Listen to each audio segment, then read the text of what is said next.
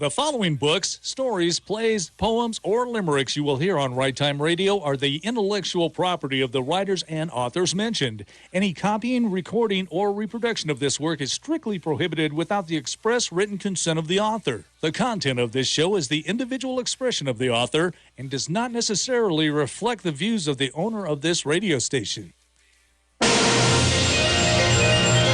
It's the right time for Right Time Radio. I'm Tom Bruno. Are you now? I'm Lynn Donovan. I am. At least I am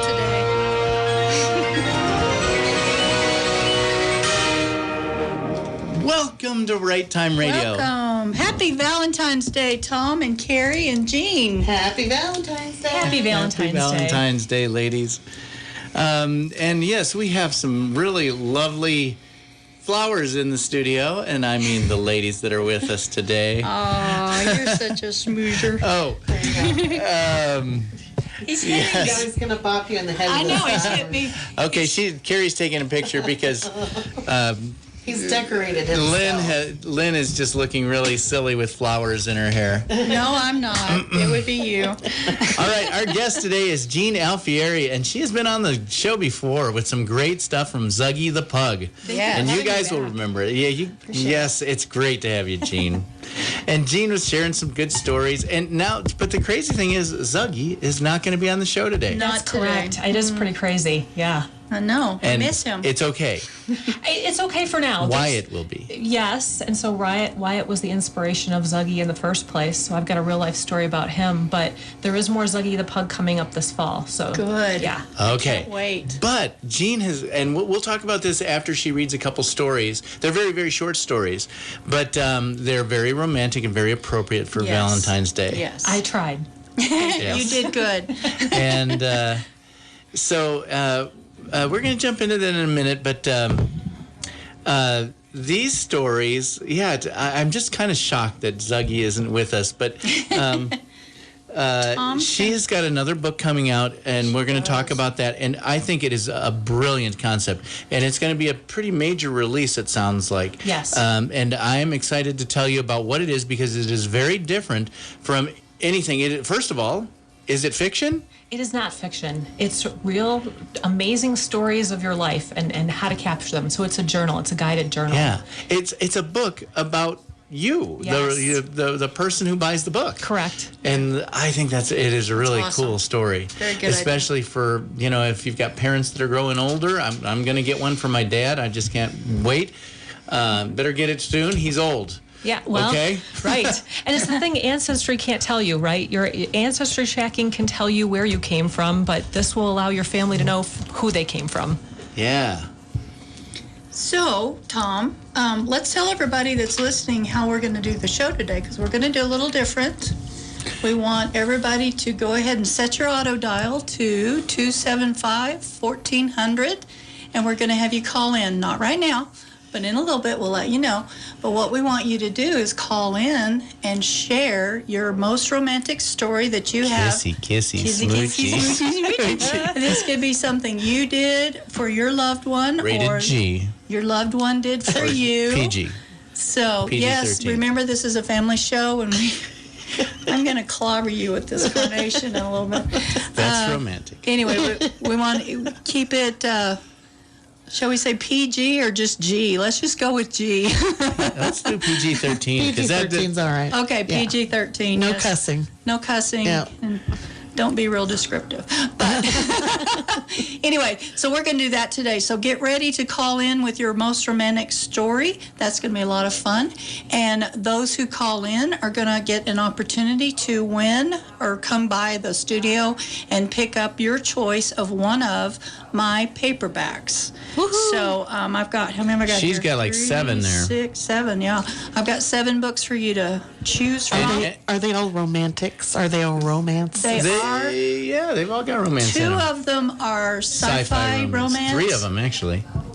Well, true. And then these 4 are romance. And then this one is our prologue book, Yeah. which is the series Tom and I have been talking about. Which So I've it's- read twice now. Have you? Thank you, Carrie. Oh, we need to get your book too. I know. I'm. Hey, but waiting for guys, payday. I know there's guys. Mr. Brady, you usually listen to this show. Yeah. So don't be romantic afraid for to think you. about and call in anytime. We have decided that, except for right now, because we're going to read a story by Jean right now. Right. And if you'll read, but call in. We know that we're going to get interrupted, and we just want to hear your romantic stories. We do. I might even have one for you. I'll have to make it up though. No, you Okay. won't. He's So, Italian. You know he has romantic stories. Well, look at him. He's got to be. Okay. No. Before the Flowers first break, everywhere. we want to get in Jean's story. Jean Alfieri has got a romantic story called Just Down the Hall. Just down the hall. And this is one of the prompts from the book, too, because Nice. don't we all have a great story about one of the loves of our lives? Yep. So, just down the hall. Just down the hall came a loud, boisterous laugh. It was warm and hearty. More than that, it was happy. Like the person on the other end of it might be having fun. Who would be having fun here? As the interim HR rep for this division, I was unsure whether to be impressed or more likely offended. There was no laughing in the building I came from. Far from it, in fact.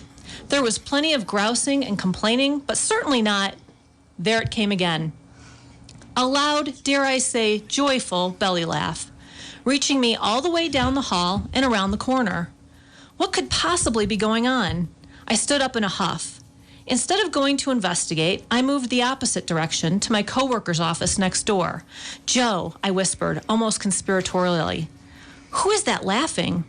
She turned down her radio and listened. Again came the carefree chuckle. "Oh, that's Josh," she said, and went back to work. "Why is he so happy?" I asked incredulously. "I have no idea," she said matter-of-factly. She understood. No one here should be happy. I almost went to find out for myself, but was already late for a conference call, so I went back to my office and shut the door. The rest of the week came and went. When the laughter made its way down the hall and around the corner, I smiled and shook my head. Glad somebody was having fun. Backlogs, late shipments, missing parts. This was not a fun place to be, not in my estimation. I plowed through the misery of terminations and sick time paperwork and found myself listening for the occasional laughter that floated my way. I couldn't deny it. There was something endearing about someone who could find comedy within the tragedy, or so I thought. I was formally introduced to Mr. Laugh by my coworker, Joe. She presented him to me, explaining that Josh had an employee issue. Get in line, I thought to myself. What manager here didn't have such a problem? But this was my job after all, and his job too. I noticed immediately his eyes matched his laugh. Warm and inviting, sincere. We shook hands. Did we linger on the handshake? I'm sure we didn't, but we did smile, despite the work ahead of us. I invited him into the office, where he proceeded to tell me that he needed to fire his entire staff of 5. This could not be Mr. Laugh. Suggesting such a drastic solution to a problem he'd yet to unveil, now it was my turn to giggle. My laughing made him laugh, and there it was, right in my own office.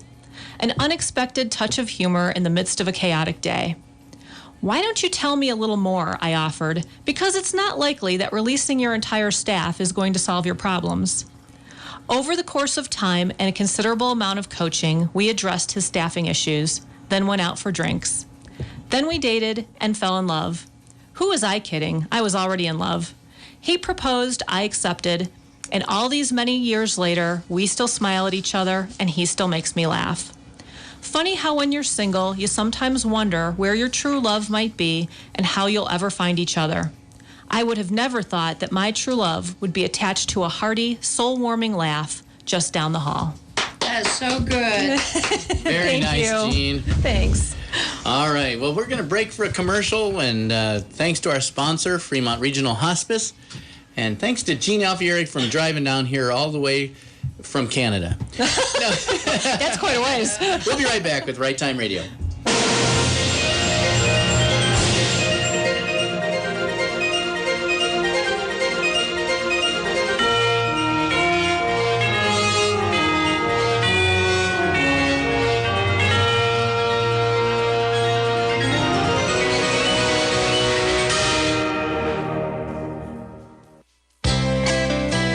Twin Enviro, we are environmentally responsible for the disposal of all the septic waste that we collect. Septic pump outs are just another reason to choose Twin Enviro. From curbside pickup, recyclables, to landfill services, but more importantly, good old-fashioned customer service. So give us a call, please, at 372-6671 and become part of the Twin Enviro family today. Have you talked to your family about the medical care you'd like to receive when facing a serious illness? Advanced Care Planning can help you talk about what kind of care is most important to you. Fremont Regional Hospice can help you get that care. To learn more about what hospice can do for you, contact Fremont Regional Hospice at 719-275-4315 or stop by 1439 Main Street in Canyon City. Fremont Regional Hospice, your hometown hospice. You know, it doesn't really matter what time of year it is. Mice will invade your house if they get a chance. If you want to keep pesky critters like mice, spiders that bite, or any other bug that could attack one of your family, well, it's time to call T&J Pest Control. Their number is 275-4893. Call for a free estimate. T&J Pest Control, Canyon City.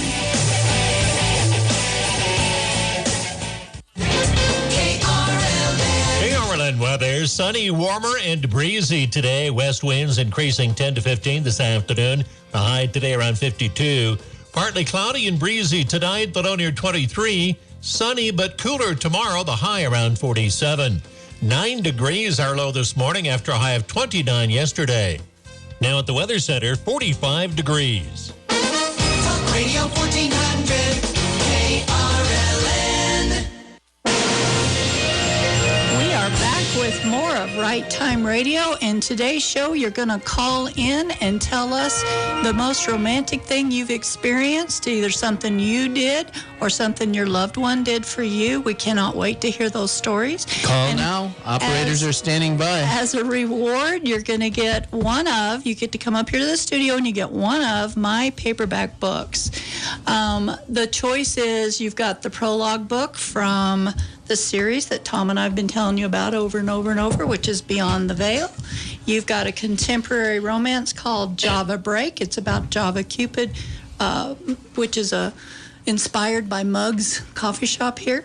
You've got a historical romance, yes, called The Blacksmith's Daughter, and that one is about Guthrie, Oklahoma, and the land run, and they had to bring in some brides. We've got another contemporary called Phantom Mystery, which is Phantom Horse Bridge series. And then we've got another historical called Wanted Gunsmith. And then we've got a sci-fi romance called Fertility Pirates, which the title alone just makes you wonder what the heck that's about. Yeah. And its sequel, Cloned Chaos. So those are the books you have to choose from. You come up here and probably see Anna Lee at the front, or me, or Carrie, whoever's at the desk. Pick which one you want. I will have them all autographed, and that's your prize for calling in. So we can't wait to hear from you. In the meantime, actually, we could wait. We could wait until after Jean reads her second story. We could, and that's what I was kind of alluding to, is that in the meantime, Jean's got another fantastic story that is sweet, and you're going to really enjoy this. Mm-hmm. You'll always remember green Jell-O from now on. Yeah. And she's making me hungry. It all started with, by Jean Alfieri. It all started with Jell-O. Green Jell-O, to be exact. "Dad, please," wailed Colin as Wyatt, my pug, and I entered the apartment. My boyfriend's 6-year-old son looked as if he was nearing collapse. His water-filled eyes threatened to overflow, and he tried valiantly to blink them away. "Not right now, kiddo," Josh replied. "Jean's here. We got to get going." "Hey, Colin," I chirped, unsure how to lighten the mood. I had no idea what I'd walked in on. "Ready to go to the chocolate festival?" "Sure," he mumbled, head down, shoulders drooped. He pet Wyatt like only the dog could understand his dismay. "They've got a rock wall there," I offered, hoping to inject some enthusiasm. "Really?" he brightened. "Can I climb it?" "Of course," said his dad. "Now go use the bathroom before we leave." Colin scurried out. "What was that all about?" I asked, keeping my voice low. "He wants some Jell-O, but I told him we'd eat there. He can have some later." This sounded reasonable. Colin emerged from the bathroom, and we were on our way. It was a crisp autumn day with plenty to see and do at the festival. Colin climbed the rock wall no less than 5 times. We ate, then indulged in some melt-in-your-mouth chocolate. Colin fell asleep in the back seat on the way home. Wyatt snored in my lap. It was much later than we expected. I was exhausted and didn't want to make the 45-minute drive back to my place. Josh agreed that it made sense to stay the night and leave the next morning. Wyatt was an early riser, so I figured we'd be up and out before anyone else woke. Josh carried Colin from the truck. I thought that he'd put him straight to bed, but as soon as Colin realized we were home, he was suddenly wide awake. "Can I have green Jell-O now, Dad, please?" I had to smile. After all the food we'd eaten, I expected the Jell-O to be long forgotten. But when you're 6 years old and love green Jell-O, you keep your priorities in focus. "We have to make it first," said Josh. "That will take a while. We'll do it tomorrow." Poor Colin's face reddened and his eyes filled. His breath quickened, and this time the tears ran unheeded, soaking the front of his shirt before he could wipe them away. He could barely speak for how upset he was. "But you promised," he managed between sobs. I turned on Josh. "Yes, you promised." "We didn't have time to make it," he defended, his eyes shifting between us, 2 against 1. "Well, then let's make it," I turned to Colin. "You're going to help me, right?" "Yes," he bounded up and down. After all, making green Jell-O is much more exciting than going to some silly chocolate festival. "Now, you still won't be able to eat it tonight because it has to set." He looked at me in horror, the tears brimming again. "But when you wake up tomorrow, it'll be ready," I quickly added. He decided this was better than going another day without, so we got to work. Half an hour later, he was tucked into a makeshift bed on the couch with Wyatt snoring next to him. Like an alarm clock, Wyatt nuzzled me awake at 5 a.m. I quietly hooked up his leash and eased out the door to take him for a short walk. When we returned, I grabbed my purse and had almost made it out the door when I heard a rustling from the dark living room. "Jean," Colin whispered. "Yes," I whispered back. "Is the Jell-O ready?" This time I wasn't surprised. "Yes, it probably is," I answered. "Can I have some?" he asked. So much for slipping out unnoticed. "Sure," I said, moving back to the apartment and taking off my coat. Colin hustled to the counter bar and slid into a seat. He was a scrawny kid and sat shivering in his underwear. "Go grab a blanket and wrap up," I directed as I pulled the Jell-O from the fridge and got him a bowl. I scooped up the green goodness and set it wiggling and jiggling in front of him, then got the dog bowl of kibble ready. By the time I set Wyatt's food down, Colin had finished. "Can I have some more?" he asked. "Holy cow, did you inhale that?" He giggled. "Okay," I agreed. "It's that good, huh?" "Uh-huh," he grunted and scooped another huge spoonful into his mouth. Truth was, it looked pretty good. I checked my watch. Green Jell-O at 5:30 a.m.? Why not? I filled a bowl and joined him. It was cool and refreshing. "Want to play Godzilla?" Colin asked. "How do you play Godzilla?" I'm a big fan of the movies, but didn't know Godzilla was also a game. "On the Xbox," he explained. Wyatt had finished breakfast and nestled himself deep into Colin's makeshift bed on the couch. He was gently snoring once again. "Sure," I agreed. "You'll have to teach me how to play." We had a blast. Colin won again and again, and every time I demanded a rematch. He emerged the undefeated champion. By the time Josh woke up, we'd killed the Jell-O and were ready for some real food, so we set about making breakfast. I decided that day that Colin might be the best part of dating Josh. I told him so frequently. With a wink, I'd say, "You know you're the best part of this deal." As a little boy, it made him laugh. As he got older, he'd reply with a smile and return my wink. Now a 6-foot-tall, 20-something young man, his desperate love of Jell-O has faded, but he's still introducing me to new things and ideas, and he's still the best part of being married to his dad. Oh my gosh. I love that. I do too. I was just sitting here like I was on the other end of the radio and just sitting there enjoying that thanks. story. That Wonderful was a story. great Valentine's story. Well, we want to hear more stories, so call in to 275-1400 and tell us your story. What was romantic in your life? Okay, good morning. You're live on Right Time Radio. Do you have a romantic story for us today? I do. Good morning, everyone. This is Bethany. How are you? Oh, Bethany, we know you. You do know me. Yes, I'm the guest voice appearance today, I guess. Oh, I can't wait to hear this story. Bethany Trump, is that it? No. Bethany. LaLoge. No.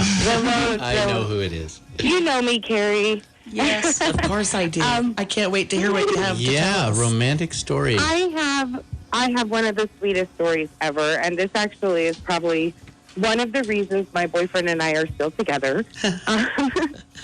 So our first Valentine's Day, we lived in Walsenburg, and money was really tight because we had two girls in high school, one who was a senior, one who was a sophomore, and you know how much money high school costs. Right. Especially your senior year. So, and also in Walsenburg, there's not a lot of options, or at least there weren't at the time, for a nice romantic dinner. So I come home from work that day, and Jesse sequestered me to the bedroom and told me that I would need to be dressed for dinner in 2 hours, and it would be a formal affair. Going to be black tie, so I needed to be ready. So I proceeded to get myself ready, and I had no idea what was going on. I just knew that I had to get dressed for dinner, and so it's time to eat, and he comes and collects me, and he's in his best suit and all, prettied up too, and we walk out onto our front porch. We had this large front porch, and he and the girls had covered the whole thing in sheets, so that we had, enclosed it. It was all private. He had put all these Christmas lights up, and then there were probably 50 candles everywhere. Wow. And then he had, like romantic acoustic guitar music playing, and he had cooked like a 3-course steak dinner, and we had a bottle of wine, and then he gave me a diamond necklace, which was the first time he ever gave me diamonds. Wow, so nice. It was just You're giving me ideas. It was great. Like, I never knew you could do so much with sheets. That's a double meaning. That was a great story, Bethany. Yeah, Bethany. And I met Jesse. I didn't know he had it in him. I'm really impressed. I didn't either. It was a surprise for me, too. And he's actually done that several times for our anniversary as well. Mm-hmm. And so that has been just a really great, just a really nice tradition that he started for us. Yeah, That is sweet. that is very sweet. All right, well, you know what? You have won a book. So when you get a chance, you come by the studio and pick out which one you want. Yeah. Yay, I'm excited. Thank you for calling I love in, your too, guys' Bethany. You're awesome. Tell Jesse we are... I'm sorry, I walked on top of you. What? Oh, no, you're fine. Thank you for letting me call in. Yeah, I was going to tell you to tell Jesse how impressed we are with him. Yeah. I will do. I warned him that I was going to call in today and brag on him. So Good. He's probably hiding under a rock somewhere. Maybe, but bring him by Papa's. I'll get him some green Jell-O. There you go. He'd probably rather have your green chili pizza, but that's okay. I have to agree. It is good. That's romantic. It is. Way a man's heart's through his stomach, That's right. Exactly. All right. Well, All right, thank you guys. so Well, much happy for calling in. Valentine's. Happy Valentine's to you. Bethany. Have a great day. You too. Bye. All right, All bye-bye. right, it's time for a commercial, so we want to thank Fremont Regional Hospice for sponsoring this show today and every day on Friday at 10 o'clock, and we'll be back after these messages.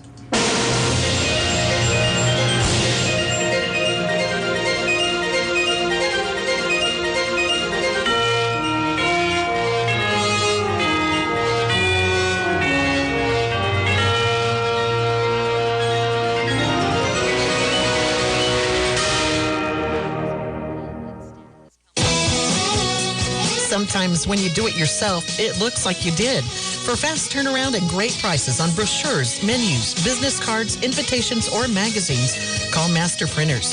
Your satisfaction is Master Printers' top priority. They'll ensure that part of your business's marketing is a hit. Superior service and personalized attention, that is Master Printers' way of getting it done. Every detail will be perfect. Master Printers, 308 Main Street, or call 275-8608. Thank you, Fremont County, for helping the Royal Gorge Route achieve its best year ever. In 2019, over 155,000 people from around the world rode the train. As a result, more than $11 million were spent by tourists in retail shops, restaurants, hotels, adventure outfitters, and more, all throughout Fremont County. As a way of saying thank you, train tickets are now 50% off for locals through March 6th. Get half off your train ticket today by calling us at 719-276-4000. If you're in the mood for Mexican food, Ortega's restaurant is the place to be. With a variety of selections to pick from, they will surely have something to please your taste buds. Enjoy their specials on Taco Tuesdays and have tacos your way. Ortega's is located at 2301 East Main Street, Canyon City.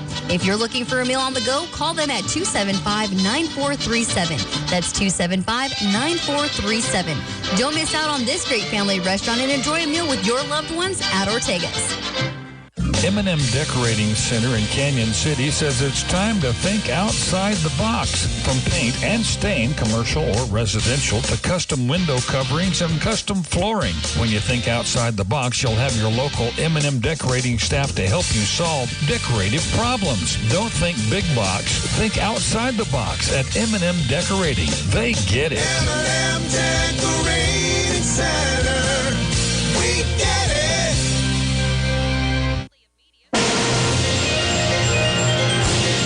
Welcome back to Right Time Radio with Tom and Lynn and Jean Alfieri.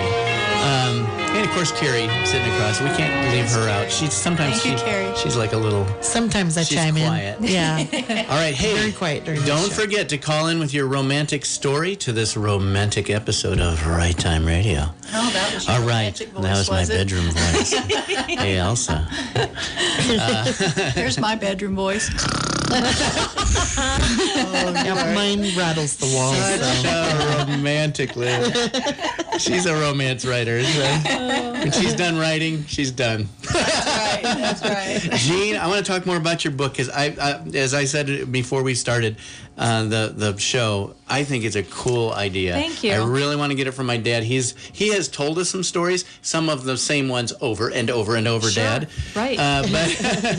But Yeah. some of those when they're gone, they're gone. Exactly. So tell us how the book is set up so that people get, because it would be a daunting thing to say, oh, just tell us all the good stories of your life. Right. Yeah.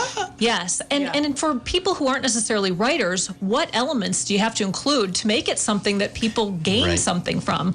So this is a year-long journal, and it's prompted every month with a different writing prompt. And so it helps you reflect and draw out what those great memories might be. And then it tells you along the way how to capture it. Right? Who was there? When did it happen? What were you wearing? What did they say? All those little elements that you just love to hear in a good story, so that the reader, whether it be this year, 10 years from now, whenever it may be, can really gain all that happened in that moment for you. Very cool. That is so awesome. And Carrie, you did something similar for your dad? For Christmas, yeah. I got journals for Dad and his wife, Dee. And actually 3 of them, one for each of them. And then I did something similar. Every few pages I wrote, what's your favorite childhood memory? What was it like for you in college? And what's your favorite song from the 60s or 70s?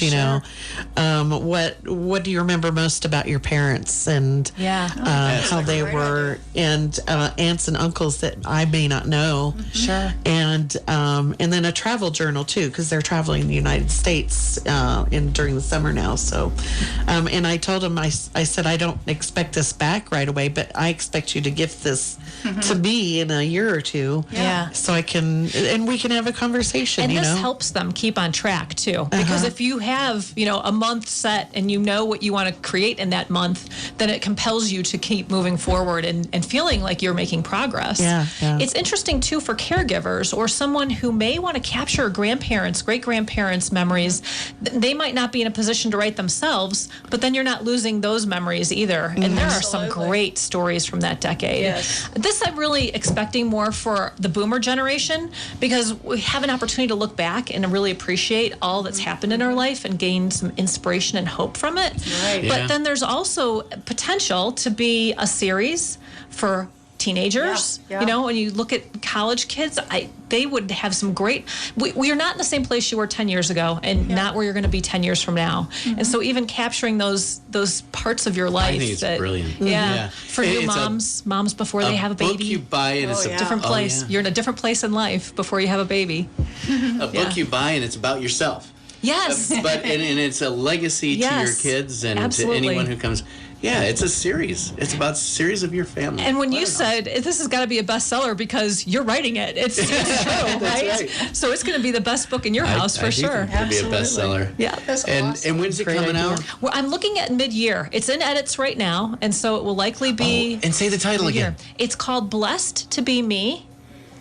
Capturing, celebrating the stories of your life. Blessed to be me. And there will be a website that accompanies it, and I'll have all sorts of fun stuff out there, but all of that is in motion right now. So that is so cool. Yeah. Well, we'll have to keep an eye on it, and when you do publish it, we'll have you back on the show. Thank you. And we'll talk about it. All right, fantastic. Blessed to be me. And now it struck me, and the two stories you read would be in your book, wouldn't they? Absolutely. Or do you use them as examples to get people thinking the right way? Yeah, throughout the book, I have different essays that I've offered as well, just as a way to connect and to offer as an example, so that people will have an opportunity to say, hey, yeah, I forgot that detail. Or, yeah, that was a great memory. I need to include that one. So, and it isn't to say you couldn't do this over and over, right? You have more than 12 memories, but this is to help get you to, really capturing the ones that are the biggest and best. I think my goal was to get my dad away from the news television. That's a good goal too, right? Yeah. I think it's going to be a blockbuster. That's such a great idea. It's a lot of fun. It's a lot of fun making it. All right. We had a similar experience, but we didn't do it as a journal, which would have been an excellent idea. But my sister was in high school and was learning typing. And to motivate her to practice typing, our great auntie was still alive, and so we had Auntie sit down at the dining room table with my sister Mary on the other end, and the auntie would tell her stories of when they came from Nebraska to Oklahoma. And this was 1889, the 1889ers with the land run. Yeah, Guthrie, Oklahoma, which is what one of my books is about. The Blacksmith's Daughter is a series of books that's during that time and based on these stories that I heard at their knees. But anyway, Mary sat down and she typed them up. And so we have them typed up somewhere. I don't know where. Mary, where is it? And yeah, and so, but thank God my dad had the foresight. Not only did it help her with her typing, but it helped us get those stories out of my Aunt Deli while she still knew them, because they had a real solid mind. They didn't so much have the dementia that so many people have, and they lived to be in their 80s. So it was neat. All right, hey, we got another phone call. To get those stories. Oh, yay. Awesome. All right. You have your headphones on? You can hear it? All right. Oh, no. Try again. Try again. Yep. Didn't work. 275-1400. And, well, I think it's, no. Okay. That's part of the... Whoever that was, call in again, 275-1400, because we do want to hear your story. Yeah. We cannot wait. We want to know how many romantics are out there in Fremont County. There it is. I bet there's a lot of them. All right. Good morning. You're on Right Time Radio live. Hi, this is Elsa. Hi, Elsa. We know you. Yay, you called in. Elsa who? This is Elsa Bruno, Tom Bruno's wife. My little Valentine. That's right. Happy Valentine's Day, everyone. Happy Valentine's Day. Especially to you. I'm using my bedroom That's voice. his, that's it. He says that's his bedroom voice. Yes. Got it. Okay, so romantic stories, is that what we're doing? Yes. Okay, well, I think Tom is quite a romantic at heart. And that means I don't put it into practice enough. Now let her tell the story, Tom. So, I want to talk about the way Tom proposed. Oh, cool. So Tom and I were both in the Air Force. He's Tom was actually on. Tom was actually on his way to get stationed in Japan, and so he stopped in. I was stationed in the Bay Area at Onondaga Air Force Base, and so Tom was stopping in for a couple days on his way out to Japan, and we weren't actually official boyfriend or girlfriend, but we had been dating previously. And so Tom took me to a romantic place. So we were at Sunset Beach in Carmel. Oh, nice. And we were sitting, it was was a little chilly out, but we were sitting. There was a full moon. It was beautiful. We were on the beach, sitting on a beautiful, what do you call that? The log. Driftwood log. That wash up on the shore. Driftwood, yeah. And we were sitting there, and he turned and looked at me. He said, it was just out of the blue. Like, I had no idea it was coming. And he asked me if I would marry him. And so, and I said, without hesitation, I said yes, because I've been waiting a long time for that. Yeah, thank God you said yes right away, because I was shivering uncontrollably. It wasn't just from the cold, but from nerves. And one thing I remember from that, Else, was that the sun was setting over Sunset Beach, over the water, and the full moon was rising in the back behind us. And You picked a perfect time to do that. No then. kidding. It was. Yep. And 30 years awesome. later, Yep. we should go back and visit there, Else. We should, yeah. And he took me out for sushi. It was the first time I ate sushi. Oh, wow. 30 years. Congratulations. Thank you. You're congratulating Elsa. Saint Patience. Saint Patience, yes. That was a great story, Elsa. Thanks for calling in. Thank you. And you qualify thanks, for Elsa. a book if you want one. Just have Tom grab one for you or tell him what you want or whatever. So, I would love a book. Thank you, Elsa. Beyond the Veil. Cool. Well, I'll let him pick. Awesome. You guys have a wonderful day. You too. I love you, Elsa. Happy Valentine's Day. Love you, dear. She's gone. She's gone. All right. All right.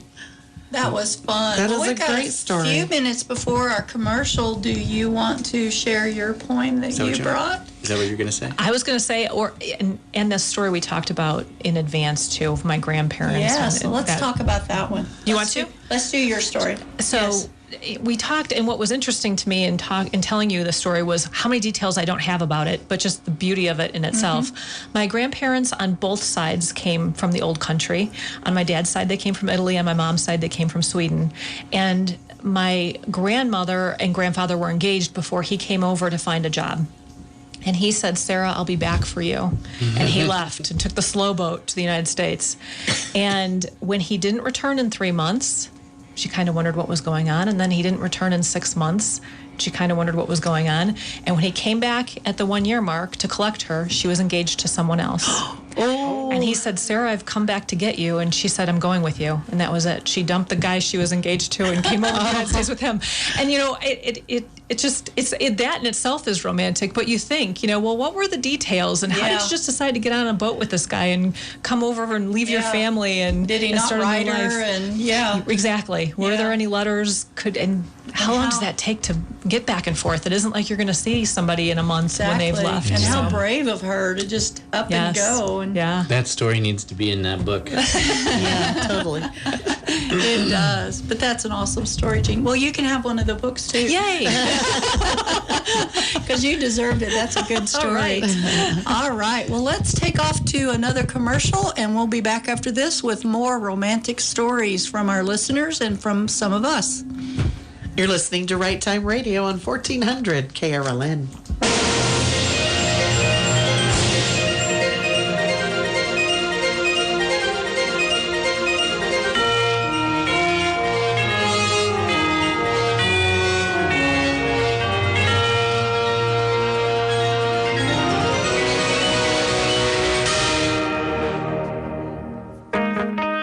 Did you know we carry appliances? Well, duh. Of course you do. That's what we're known for. We carry a large selection of Frigidaire and Electrolux. We keep everything in stock. Don't have a truck? Well, that's okay. I can deliver it and install it for you at a small price, like a pro. Hi, I'm Ryan at Dryden's. If you got any questions on any appliances, come and see me. 1001 Main Street, Canyon City, Colorado. You can find it at Dryden's. Bruce McCandless Veterans Community Living Center in Florence is basically a home for our veteran heroes. The Veterans Community Living Center serves only veterans, veteran spouses, and Gold Star parents, creating a unique atmosphere among long-term care facilities. Residents enjoy camaraderie with other veterans and respect from staff and volunteers who value the contributions these servicemen, women, and their families have made for our country. Bruce McCandless Veterans Community Living Center in Florence. At Rose Veterinary Hospital, the health and well-being of your pets are their number one concern. They encourage annual wellness exams and high-quality diet to prevent problems before they start. Dr. Rose and her team of experienced doctors, technicians, and staff have built a reputation rooted in preventative medicine and compassionate veterinary care. Go to Rose Veterinary Hospital on High Street in Canyon City, and you'll find competent animal lovers determined to keep your pets happy and healthy. Call 275-1909 to make an appointment today. KRLN weather, sunny, warmer, and breezy today with west winds blowing 10 to 15 this afternoon. High today around 52. Partly cloudy and breezy tonight with a low near 23. Sunny but cooling off tomorrow. Tomorrow's high around 47. 29 our high yesterday with a low this morning of 9 degrees. 48 degrees currently at the weather station. Talk Radio 1400 KRLN.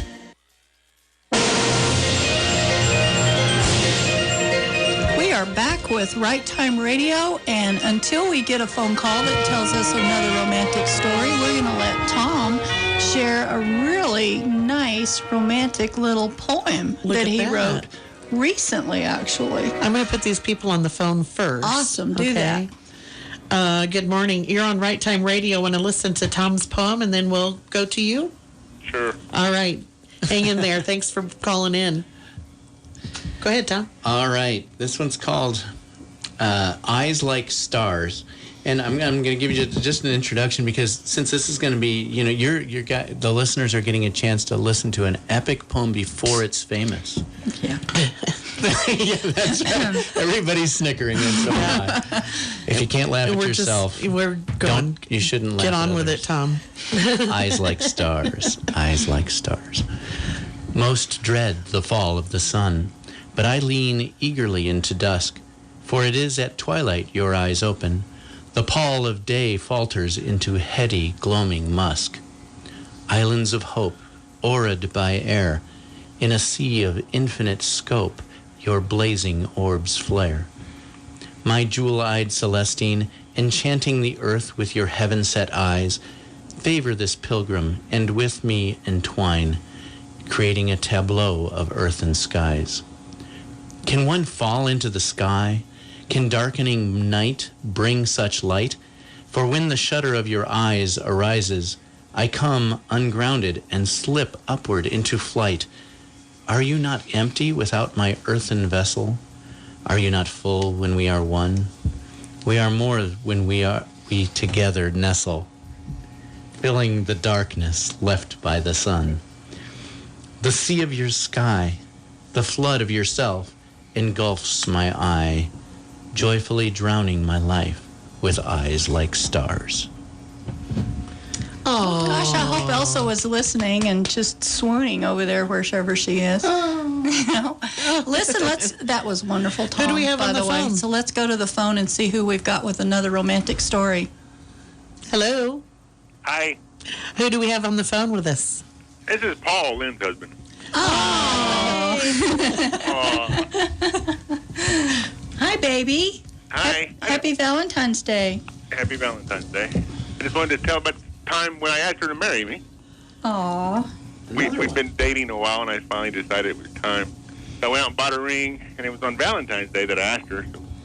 I had a collie at the time, and I got a ribbon, and I put a ribbon around the collie's neck, and the ring was on the ribbon. And it was dinner time, and then Lynn saw the ribbon. Oh, you put a ribbon on Babe. And I'm like, yeah. So an hour later, she still hasn't seen the ring or something like that. And I'm like, would you finally look at the dang ribbon? And she did, and she saw the ring. So. Yeah, I thought he just decorated the dog for Valentine's Day, That's so sweet. So how many years ago was that, Paul? I was clueless. Oh, I didn't mean to put you on the spot here. 13 or so? Yeah, because we've been married 12. And as of today, right? Because it was Valentine's Day, you said. Yeah. That we were engaged, yeah. Our anniversary's in October, which is an anniversary of when we first dated. Our very first date was to a very romantic setting. It was a Halloween haunted, what do you call it, Paul? Haunted houses. Well, but it wasn't the houses. It was that haunted hangar. Oh, yeah, the haunted hangar, yeah. Yeah. That's romance at its finest right that's there. the best way to go on a first date because you have the excuse of grabbing each Right. other because you're supposedly scared of all the things that are jumping out at It's all you. a ploy? Maybe a bit of You one, sly yes. dog, you, Paul. I am impressed, Paul. Congratulations. That's sweet. Yeah.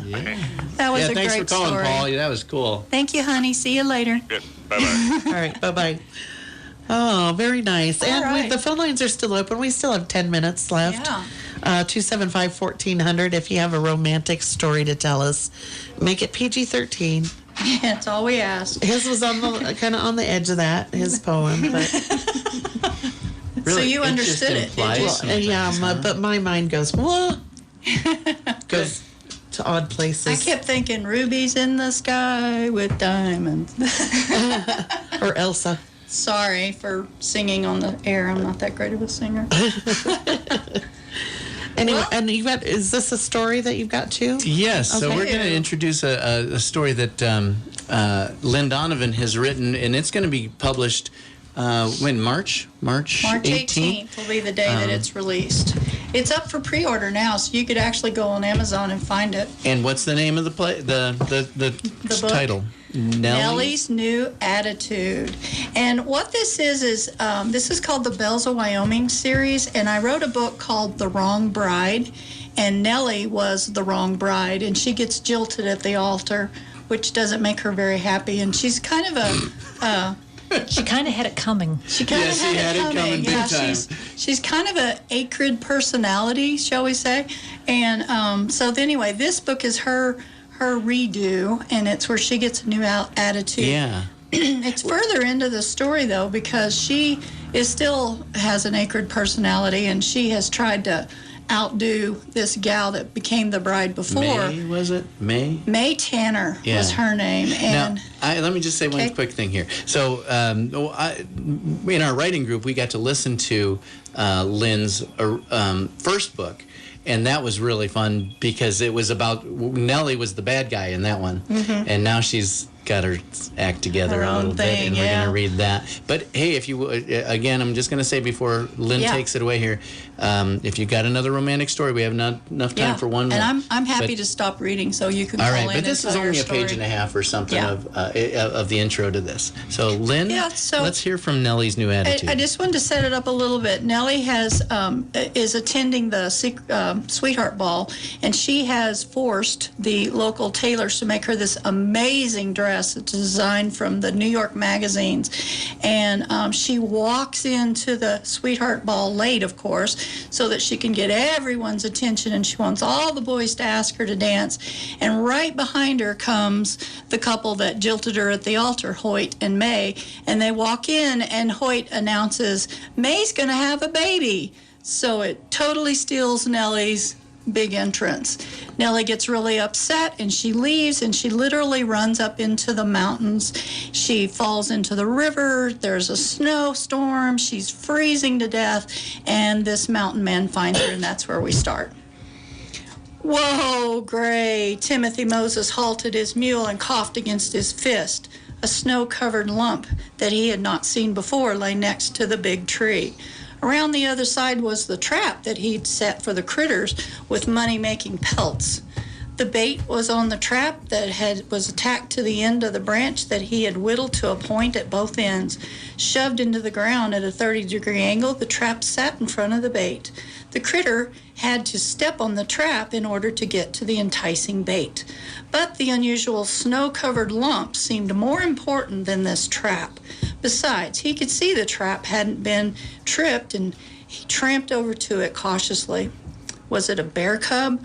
Succumbed to the snow and died next to the tree? His heart ached at the possibility. He poked it. If it wasn't dead, he didn't want to be mauled. Nothing growled or moaned. He stepped closer and pushed aside the snow with his hand and found cloth, fancy blue cloth. He hurried and pulled the layers off and found a woman curled up like a squirrel. Quickly, he laid his ear against her back. Her heart beat and she was breathing, but barely on both accounts. "Whoa, Gray, come here," he hollered. The effort irritated his throat. He choked and coughed and then cleared his throat. The mule plodded toward him with a snorting sigh, looking just as curious as he. Who was this woman? Why would anyone dressed this fancy be out here in this woods in a snowstorm? Perhaps the snows hadn't reached the town yet, but still, why would a woman come from town out here? He pulled the blanket off Gray's back and tossed it over the girl. Then he squatted and lifted her and bundled her in the blanket and set her on Gray's back. She crumpled forward, and Timothy let her lay against Gray's mane. Being against the mule and with the already warmed blanket over her back was probably the best way to get some warmth into her till he could get her back to his cabin. Glancing at his trout line, and he saw it jerk, he thought, she's going to need some food too, and not just dried bear meat. So Timothy took the line and yanked the line out of the river and rolled it up on the stick that he had it tethered to, fish and all. He shoved it into the leather bag on Gray's rump and coaxed the mule to walk with him towards her cabin. Gray happily obliged. Home was her favorite place to be, especially when it was snowing. He'd only taken her out because he needed to check his traps. The others would have to wait until morning. In truth, he surrendered the catches to whatever big animal would rob the traps over the night. He hated to leave them, but this woman's life was more important. The girl stirred, and Timothy touched the blanket over her back. "It's all right. I got you. You're going to be all right." He kept talking to her all the way.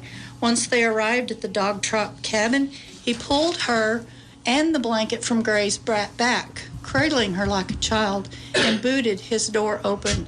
She weighed nothing.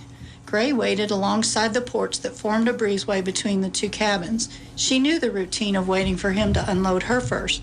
However, she whinnied and shook her head just to remind Timothy it was cold. He had taken her blanket, and she'd like to go in her half of the shelter. Timothy gently laid the lady on the bed, taking precious time to look at her now. He'd never had a lady from town in his cabin, let alone laying on his bed. Just then, he saw her face. His mouth dropped open. Whoa, thank you, mountain. It was Nellie Harris, the beautiful blonde he admired since he was a boy. All right. That's a good, yeah. Absolutely. Whoa, Nellie. That's great. Yeah, you wake. Well, thank you. Yeah, that's exciting stuff. And that book comes out March 18th, but it's on pre-order now, so you can go in there and order it. It's $2.99. All right. Nellie's New Attitude. And we left you with, you wake little up and hanger. find a girl in your bed that you've always had a crush on. You've How always had a about crush that? on, yeah. We'll see. Maybe he can sway her into what having to a new do attitude now? and not be such a, Oh, fantastic. Is she as accurate as he is? Or is he as accurate as she is? No, he's a mountain man, so he's a loner. And, just kind of lived his life alone up in the mountains. He does have some brothers and sisters-in-laws, and so they have lots of things happen before Nellie makes it back to town. So get that book on. You can pre-order it on Amazon. Go for look for Nellie's New Attitude and Lynn Donovan, the author. Right. All right, what are we looking forward to for next week's show? Next week's show. Oh, we're not going to tell you. Okay, that's a surprise. Because I don't. But we have the next few shows all programmed out. Especially when March 13th we're going to have a reunion, and hopefully Gene Alfieri is going to be back. Weather permitting. I'm going to make We need some radio dramas, so send them in to righttimeradio@gmail.com. All right, thanks for listening. Happy Valentine's Day.